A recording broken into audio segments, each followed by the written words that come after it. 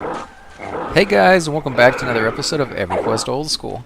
And on this episode, we are playing my Paladin, and he is close to leveling. Actually, he's not like right on the limit right there. He still has about a bubble left, but we're looking forward to it because at level 9, he gets his first set of spells, which is going to be pretty cool because right now he's basically full power and there's nothing he can do with it, which kind of sucks. I mean, even though his heal spell will be like a level 1 heal spell, it's still a heal spell. And in those big emergencies where somebody has just a little sliver of life, it could be just that little tiny sliver that can help, get them through the fight and not die. Now we're actually going to move up into the throne room. And this is a little bit more difficult area, and by a little bit I mean completely and totally a lot harder than anywhere else. They spawn really fast in here, and they're usually from level 10 to around level 15, somewhere in there, the range of the creatures that are in here. I'm only level 8, as you see, so thankfully I'm not the main tank. In fact, I'm not even the secondary tank. I am just, I don't know what you would consider me, like the third or fourth tank. I think we have a monk, or maybe that guy left already, but we have another paladin, we have a warrior, and they're basically the main tanks. We have a healer and I believe a druid. A healer, not a healer, I mean a cleric. Of course the druid's a healer as well. Sorry for the healers out there, did not mean to insult you.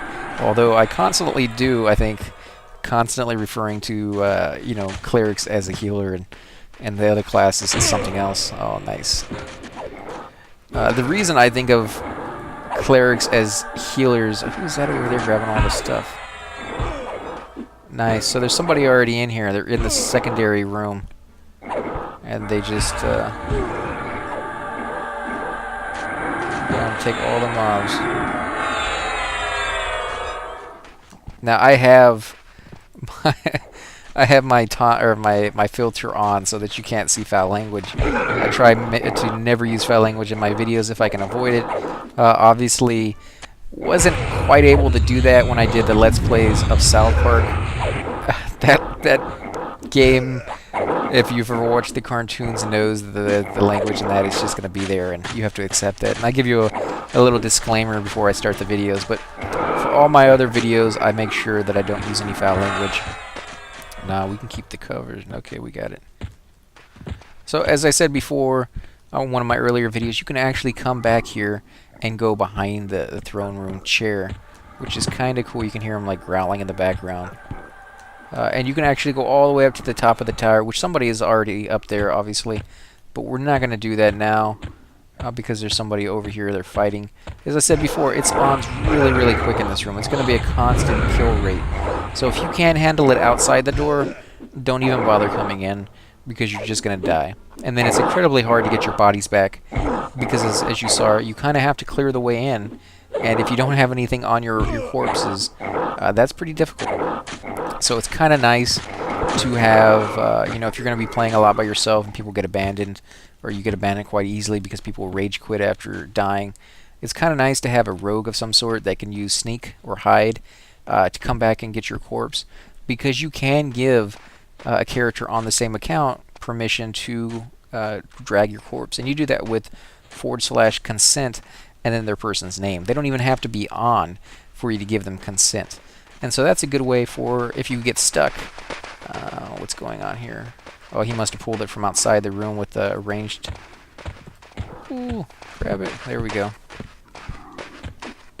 In fact, I think I'm going to get rid of some of this copper. Before I do, I'll ask anybody if anybody wants it. I doubt anybody will, but...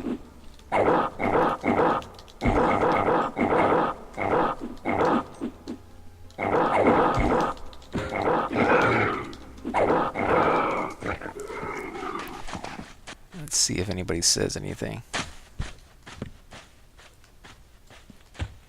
That's just weighing my guy down. And where is he? Accept. There you go, guy. Now you won't be able to move. Right, rest in peace, weight allowance. Well, maybe he doesn't have a lot on him. Maybe he's able to do it still. And as you can see, I went from being overweight at 113 pounds, I think it was like 115, down to 96. So copper does weigh quite a bit of... man, whoever's up there on the tower is being a real bunhole. He's pulling outside the room and everything. I'm going to go up there just to see what it looks like. Who's up here anyways? It's a high-level person. Morphin. No, she wasn't a cleric after all. She was a mage. But it does give you nice viewpoints up there, and as you can see, you can pull other creatures from farther away if you have ranged attacks or spells or something like that. So if you're looking to get a little bit of extra experience, or maybe come over here and get some faction hits if you're working on your faction, because from what I've heard, even a dark elf who's playing a necro to boot can come over here and kill long enough to get good enough faction with Paladin. All they have to do is stay here until their faction is not even completely maxed out. I only heard that you only need like 800 points for a human necro. So for a dark elf necro, you may need like twice as much, but it's possible. You can come over here and kill long enough that you can go inside that town and actually turn in the belts. And so all you really need to do is get right on the limit where they're not going to kill you. They can still hate you, but not kill you. And then once you can get inside, turn in the belts and get more faction. Those are going to give you a lot more faction by turning in that stuff with Paladin than pretty much anything else. Here we go. And I wish there wasn't somebody up there in that throne room or the tower so I could show you guys just how fast these guys respawn. But she's pretty much taken everything. Which kind of sucks, but she must be, you know, like I said, either working on her faction or she's killing these things in the effort to get as many belts as possible. And then she'll either go off and sell them for the platinum, or she'll give them to a lower level character of her own so that she can level them up pretty quickly. A lot of people will do that so they can skip the first like 10 levels, because you can keep handing them in even past that, but it's not going to be worth it. You can, for the amount of belts that would take you to get from level 1 to level 10, would be probably 3 times or 4 times the amount of belts for you to get from level 10 to level 15. So unless you just have a lot of time to kill and you really don't like playing that class at level 15 or from level 10 to level 15, it'd be faster for you just to play that character and get in a group than it would be to get those belts, I would assume. So I have no clue who's next on, but I don't even see anything there. So, and if you do the rusty weapons, you want to be very mindful that they do weigh quite a bit of pounds on each one. These are 5 pounds apiece. Some of them are a lot higher on the weight, especially as you start getting into bigger and bigger weapons. So you will need a little bit of weight, or you will have to just accept the fact that you're going to be over encumbered and be walking really, really slow by the time you leave. Let's see. Yeah, everybody's okay. Just making sure.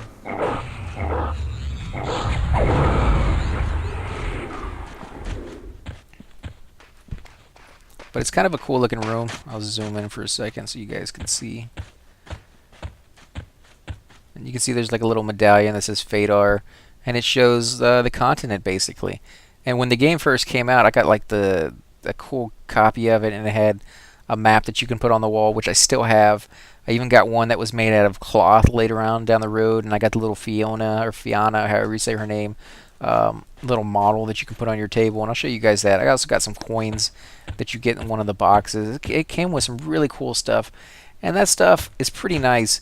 It's far better than like when they make a box set that has a really cool box to it. I actually like the stuff that you can put up on the wall or put on your desk and integrate into a mouse. Like you can put the coin and kind of like carve it out on some of the plastic and put the mouse in, or put it into the mouse, and then you have a really custom mouse that you made yourself that really shows people that you're, you know, not only big into Everquest because you made it yourself, but that you had to have gotten a point in the first place. So those are kind of cool. Although I have several collector's mouse or mice right now. I have the ones I got for Borderlands 2 at the Community Day, which was made by Gearbox. Great game. great company, friendly people, and it was a great event. That was awesome. If you guys have never been to like Comic-Con or things of that sort, and you're into these games, go. Just make the time and go, because the people you will meet there are exactly like you. They are so cool to hang around with, and you know, it's like a football player joining a football team for the first time and meeting people who are into the exact same thing he is. It's life changing. You know, you'll find that group and you're just like, unbelievable. You know, and lately I've actually been starting to watch a lot of videos on LARPing, and so I'm thinking about getting into that. Yeah, I'm a super nerd, and a lot of people are like, oh, you have no, you can't believe they go out there and LARP, but it actually looks like a really good time, and just great people who are just wanting to play around a little bit. I mean, as an adult, you got to do a lot of things you don't want to do. You know, you constantly have to get up in the morning early, and you know, you like to sleep in, but you don't get to. You know, you don't want to sit in traffic for 2 hours a day, but you know, that's part of life, is you know, making a living. You got to do that. You don't like to get yelled at by your boss, but it's something you got to live with. Unfortunately, for a lot of us. So it's nice to take a break from that reality that sucks sometimes. You know, life is really good for me. I enjoy life quite a bit, and I have a really good one with a lot of family and friends that I love and I care about, and I get to see quite a bit. But it's still nice to take a break from that life, from any life, and just be like, I can go out there and be a kid again. It really is what it's about. You're able to just make believe. And I see parents get to do that quite a bit. My brother has a son and a daughter, which are my niece and nephews, and he gets to do things with them that if you did by yourself, you'd be looked at like, oh, you're weird. But since you're playing with your kids, you get to dress up for Halloween again. You get to do these things, and it's kind of acceptable. But for those of us who don't have any kids, it's still something we want to do. You know, we still want to play and have fun and stuff. And it's kind of nice to act nerdy and just go out and, you know, have a good time with other people who are enjoying it and won't, you know, judge you for it. So Comic-Cons are good places to go. If you like cosplay, there's tons of events for that as well. Maybe not if you live in a small town, but here in Houston, there's something going on almost every other month. So probably every other week if I kept up with it as much as you probably can. But and if you guys are here in Houston and you're watching the videos, hit me up. I'd love to go and meet you guys at a Comic-Con, or I go to the Renaissance Festival every year, 2 or 3 times usually during the seasons that they have it open. One during the Halloween season, or Halloween weekend, which by far is the coolest, because you know, there's not a lot of people who have Renaissance costumes all the time. I mean, you go there, you're gonna see a good not a handful. You're gonna see a good like 100 people there with costumes on, out of maybe the 800 people that are there. So it's still pretty cool. But for Halloween, pretty much everybody has a costume that they can wear, and sometimes they're even tailor that costume to somewhat look like a Renaissance thing. You know, you can tell it's not, but they put some little flair into it so that it kind of does, and it really just throws it into looking pretty cool. You know, it's a lot better when everybody dresses up and you can kind of lose yourself into the atmosphere of it, which is, I think, is what LARPing is all about. So definitely leave comments below if you guys are into that, or if you've been to something like that and you don't like it. You know, put down why you don't like it. Don't just constructive criticism always, guys. I don't really like the hate that some people just kind of throw out there. I know trolls are going to be everywhere and they're going to comment on everything, so I don't let them get me down or anything like that. But I know some of you guys get pretty upset when people say things that you don't like. I try to be pretty laid back though when it comes to that sort of stuff.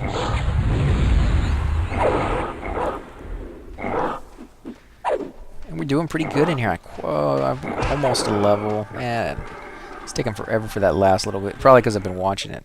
But what I ended up doing is leaving this up, the inventory screen. If you guys don't like seeing that, I'll take it down. But I wanted to leave it up for a little while so that you could kind of see how much experience you were getting per kill at this level in this room. In case you were wondering, if people told you, oh, this is a great place to come, it has really good experience, it's really fast, and you'll level up really quickly, you'll be able to see right now. You can see each kill that I get, because there's nowhere you can go down on the bottom and it shows you, oh, you got 800 experience points for that kill, or hey, you got you're 1% into your level. It doesn't give you anything like that. You hover over it, it doesn't tell you what percentage you are. Something at the very beginning of the game, they didn't even have this little blue bar. on the top of the yellow one, which is the yellow bar is what they call bubbles, and the blue bars is what they call bibbles. And so you could say, oh, it's 4 bubbles and 5 bibbles into a level, and they, get an idea that you're, almost 5 bubbles into it, because I think it's like 6 bibbles is a whole bubble. And yeah, I know they're weird names, but it's what people refer to them as when I used to play. So, but they didn't even have that, so you couldn't even see. You could kind of look at it, but your eyes sometimes play tricks on you, especially if you're looking really closely. And as I said before, sometimes, and this is actually greater than what it is, but like 1 kill for 1%, that means you need 100 kills. Your bar is not going to change every kill, or it's not going to move to the perceptible eye. It's actually more than that. I think it's at some of these levels, it's like 5 kills for 1%, and so your bar literally won't move for 5, 6, 7 kills in a row. And then when it does move, it's almost so unnoticeable because you've been looking at it for so long. Great. Yeah, because that's what I want is the Legionnaire on me. The lowest guy in the group. Granted, I am a tank and I have pretty decent armor on, so I guess we can go ahead and take him on, but I hate to waste the healer's power simply because I'm getting beaten on rather than somebody who can take it on and not lose any life, really. I mean, the tank right now, if he took it on, he'd be fine. He wouldn't lose any life, and, well, I can't say he won't lose any life, but he wouldn't lose nearly as much as I am. As you can see, I'm about to die. Of course, Beast is actually pretty low on life too. So now the healers are having to decide who do they keep up. In fact, let me lay a hands Beast. Boom, baby. And it didn't even full life him. It just almost 40-something% maybe. Come on, take it off me, punks. I'm dead. I probably should have laid hands myself, but that's just the way I go. I'm not too concerned with my own life, though it's gonna suck that I was that close. We'll show you how much experience we actually lose by dying at this level. That's something I haven't shown you guys before because I rarely ever have my inventory open for you guys to see when I die. But we'll see here in a second.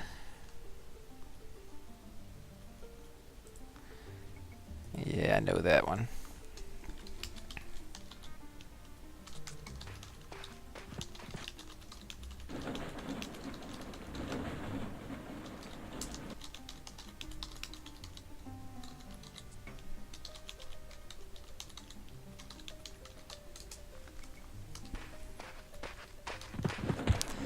So let's go ahead and run back. So, I don't know, what do you guys think? Probably 2 bibbles, maybe 2.5. So I guess I'll go ahead and run right back. It shouldn't take me too long to get there, and I don't even have too many of my spells yet. So there's the upside to not having any. No downtime waiting for that stuff to be mimed, and just all the way run back into the zone. Yeah, breeze or clarity. I need Mana Song. Well, that's great when you have both of them because they do stack. Clarity and Mana Song will stack with each other, and therefore you will have unbelievable mana regeneration. If you can't keep your mana up with that, then you got something going on. You're either in an incredibly hard raid zone, or your tank sucks. Or maybe your group just keeps stealing aggro, and they're not, you know, spacing it out and doing their damage the right way, because that'd be tight too, yeah. If your group is spreading the damage around, that's going to cost you more mana in the long run than just healing the tank. That's what I was kind of talking about earlier, is the tank is designed for it. So he's going to take less hits or less damage in general from those hits. Whereas if everybody's getting hit, then you're going to constantly be healing the wizard for, you know, he's going to get 2-3 hits, and it's going to take him down to like 40% of his health. Divine Star bottom, yeah. I'll have to wait, make sure it's clear. But there is another group down here, so that's good. They're going to keep it clear for me.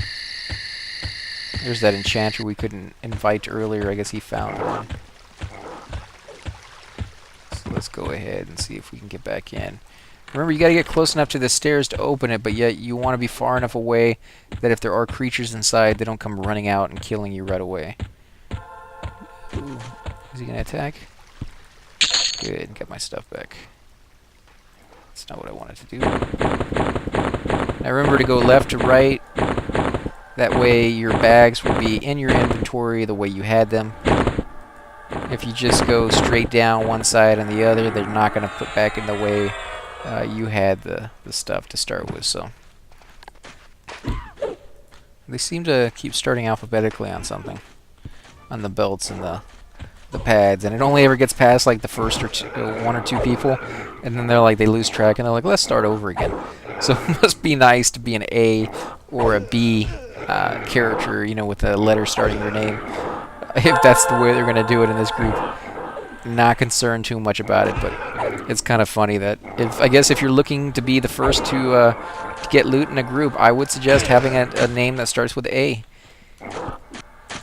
Especially since that seems to be the way they're doing it in this game, is alphabetically versus... for me, it used to be whoever was going to keep track of it would just do who was at the top of their list of their group window, because everybody's group window will look different from one another's. Like right now, mine's Tolok is at the top of mine. But Tolok would have somebody else. It may be Baze at the top of his, or Beast at the top of his. And so doing it that way seems to be a little bit more fair, because then again, you couldn't just kind of take advantage of it by having a name that starts with an A. It would be completely random in that regard. So that's the way we used to do it, but you know, things change, people get different preferences, people find out better and newer ways of doing things, so you kind of have to just roll with it.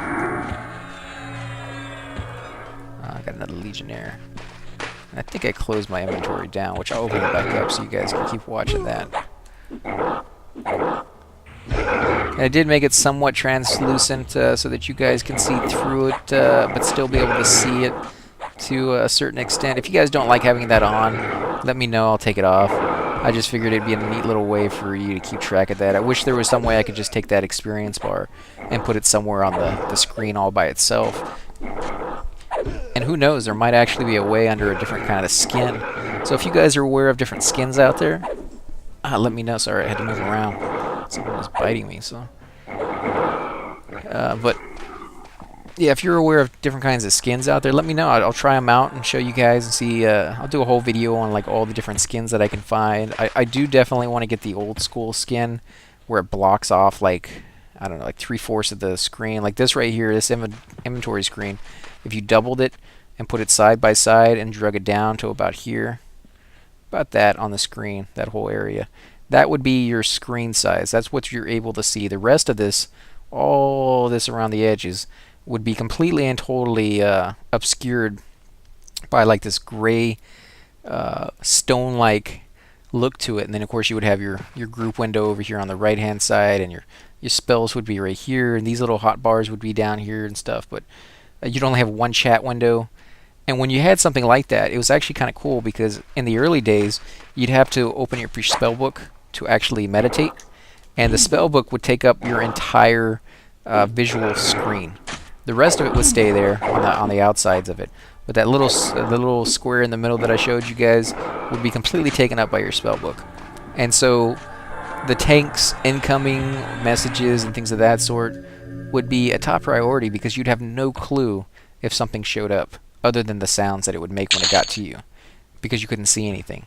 It also meant that you were staring at the same screen over and over again, which is why most people would get into talking, because it's kind of boring to stare at a book with spells in it rather than just say, hey, you know, what's going on, what are you guys doing, where are you guys from, you know, find something out about the people you're with, so that you have some actual, you know, action going on your screen. Granted, it's just words and text, but I grew up with MUDs, which are text-based games, literally just text. They're like reading an interactive book, basically, which is probably one of the reasons I became a writer, because you get to literally make up your own mind on where you want to go with that.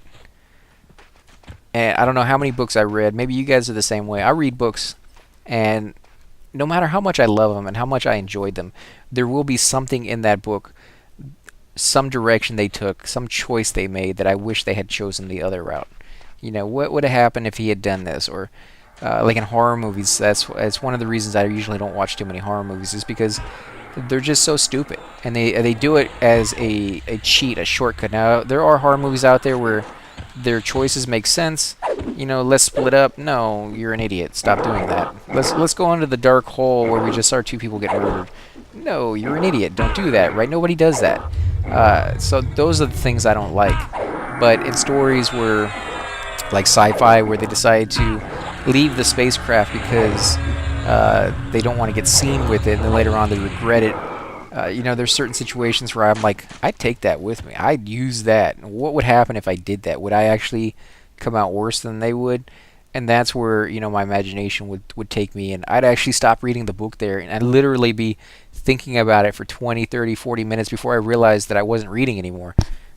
And so I think that's one of the main reasons I started writing my own stories, is just so that I could explore that in such a way that other people could read it and then tell me what they thought. And if they thought, oh no, why would you go down that route? That doesn't make any sense, you know? And I could get other people's point of views, and it expands your mind. And that's what these kind of games are. You really get to decide for yourself the route you want to take. You can go to whatever zone you want to go to.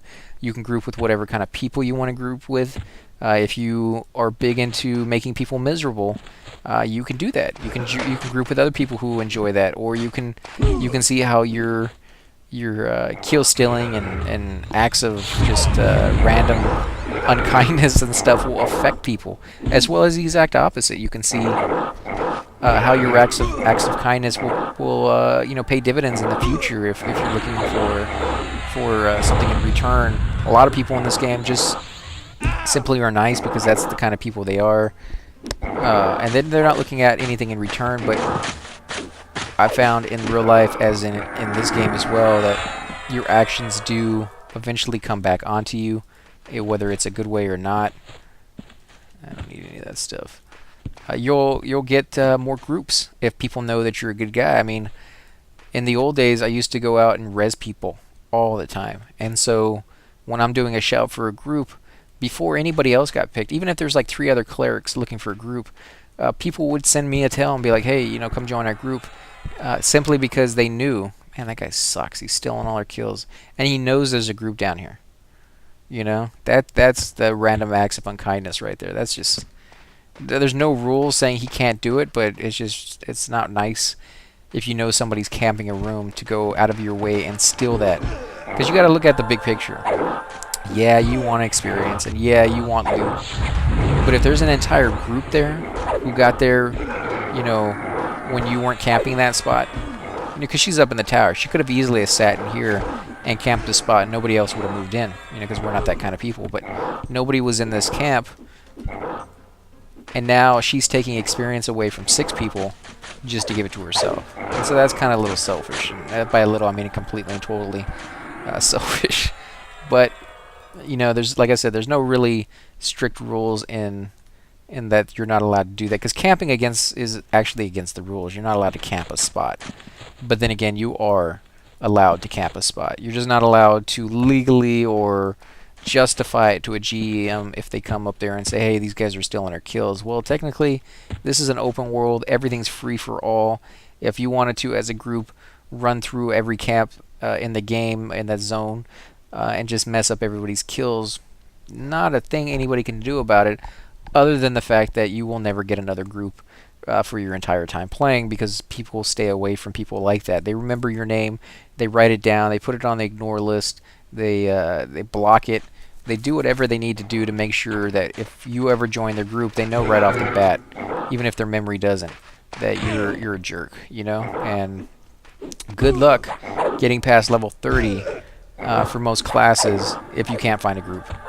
If you can't find a group and you're one of those jerks, you're just not gonna be able to level very easily. You could do it. You could go out and solo. Pretty much any class can do it, but it's gonna take you so long, and it's gonna be so thoroughly unenjoyable that chances are you're just gonna quit the game and stop doing it, or you're gonna create another character and not be a jerk. Yeah, that was intentional. Twice. Throne room was claimed by B. You can check the chat log.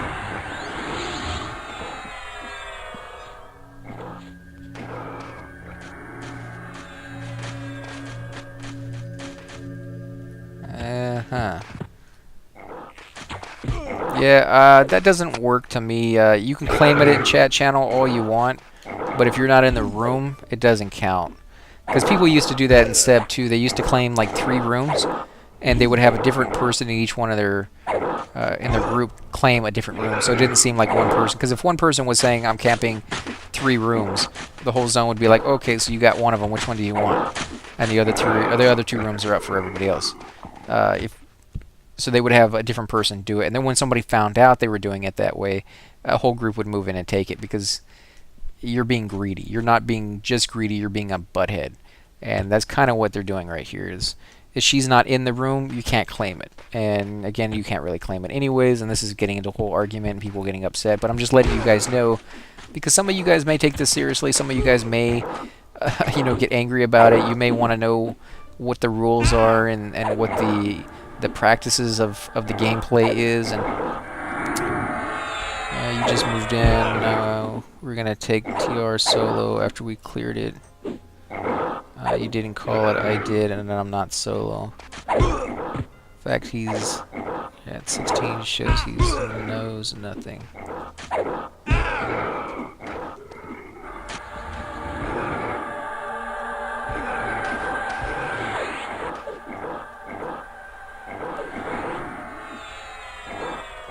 Okay. So they're getting into this huge fight about it. In the end, no matter how much stress you put on these people or on yourself for doing this whole argument in chat channel or with other people, there's nothing you can do about it. If they want to be that way, they're going to be that way. And the best thing you can do is just accept it. The same thing with life. You can have, like I have a lot of brothers and sisters. Don't always get along with all of them. There's going to be times you're going to have fights with them because your personalities don't always mesh well. I mean, people change as they get older. Pretty much every single person in my family has a completely and totally different personality. So you can just imagine with, 15, 20 people at a small family gathering. That's not even like 1/4 the family there. But at a small family gathering, you can have a lot of tension there. But as soon as you accept the fact that they are the way they are and you are the way you are, and stop trying to change them and just, deal with it, things are a lot more enjoyable. And the same thing with this game. People are going to be the way they are. If they're going to be that way, then that's fine. It sucks, but be prepared for it. Be on the ball to grab the kills or to grab the pools as soon as they pop and do as much damage as fast as possible and just be aware of it. There's unfortunately not a lot you can do about it. Let's see, did you call it? I did. I am not so. They're still talking about it, aren't they? 10 wizard and 10 druid looking for group. 8 bard looking for group. So a lot of people in this zone. Let me see how many people. 26 players. That's a lot of players in this zone right now. For a group or for a zone that has probably 5 good spots to camp, and by good spots I mean name spots or spots that have a lot of pools to pick from. Granted, you can pretty much camp anywhere. I've done it before where I camp the entrance to the zone with a group. I actually did that probably 3 or 4 videos back, maybe a few more videos than that back, where we were doing that because the whole zone was camped and there was just nothing. Then you're up for pads, then Demiro, then Tusk. So I'll grab one here in a second. I guess probably my turn by now. Should pay attention more often. And I am close to leveling. I mean, you guys can see I'm about, what, 4 bevels away? 4, maybe 3? I don't know. That's close. It's hard to tell because it's so small. I wish they had the percentage thing on it so you could see. And that's also a good way to figure out how much experience you're getting per kill, is to look at the experience or the percentage changing. And you can see, oh, I'm getting 1% per 4 kills, or I'm getting 5% per kill. Whatever the case is. These are all boots. There it is. Build time, baby.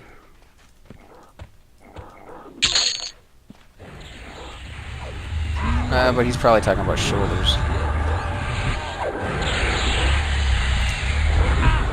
And shoulders are better experience than belts at this level, so that's probably what they're more concerned with, is the shoulders. I guess I'll loot that. I don't know. I don't want to be greedy. built. I just don't want to hold them up thinking that they're waiting for me to loot it. There we go.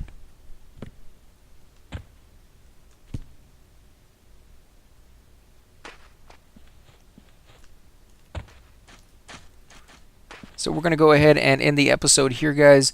If you like these episodes, please hit the like button, subscribe.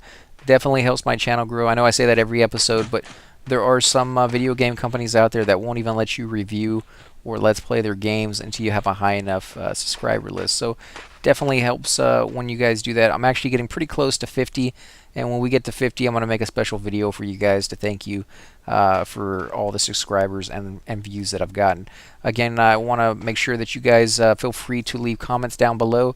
Love to hear back from you guys on what you enjoy seeing, if there's some things you prefer to change lengthwise, or just want me to go to certain zones that you favored in the past. Feel free to put that down there, and I'll get to it as soon as I can. Again, guys, I want to thank you for watching, and I'll catch you on the next video.